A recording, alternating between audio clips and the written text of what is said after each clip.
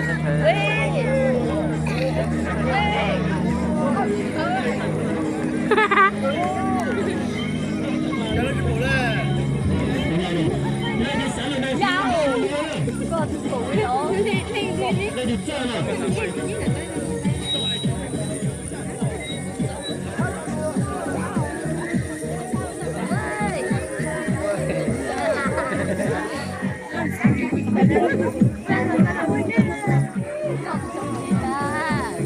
Mày tại đây à?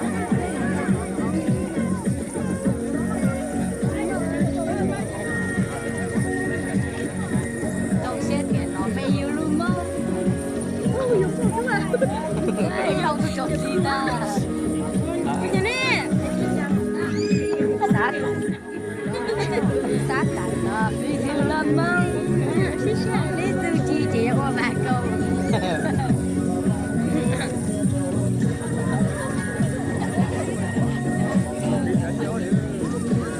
đi nào tôi chọn chiều đấy lâu lâu có lâu tôi chọn chiều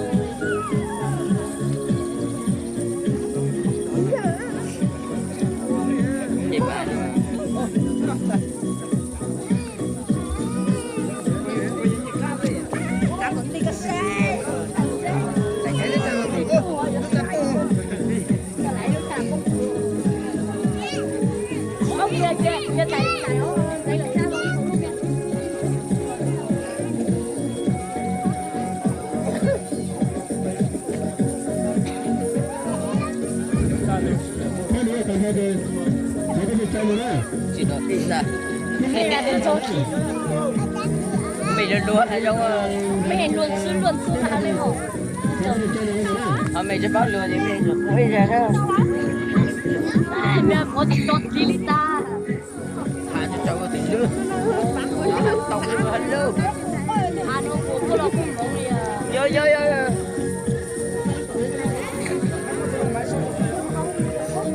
Chắc tôi giàu có từ cái chùa. có được Về tao ăn cơm cho thấy rồi. Hả? giàu có giàu Có đây.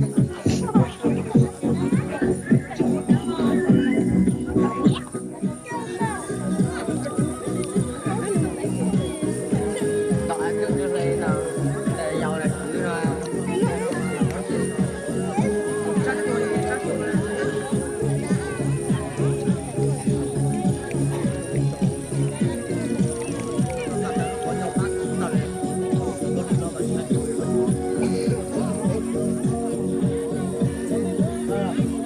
cô nhận ra tao bây giờ xuống Đó là. lòng luôn thấy nhà tự nhiên thấy ra những con đó đã từng không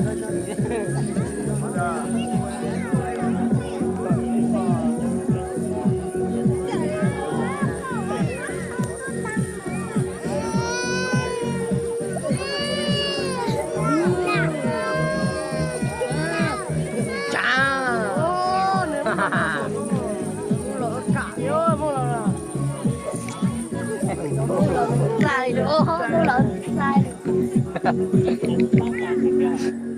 sao chả biết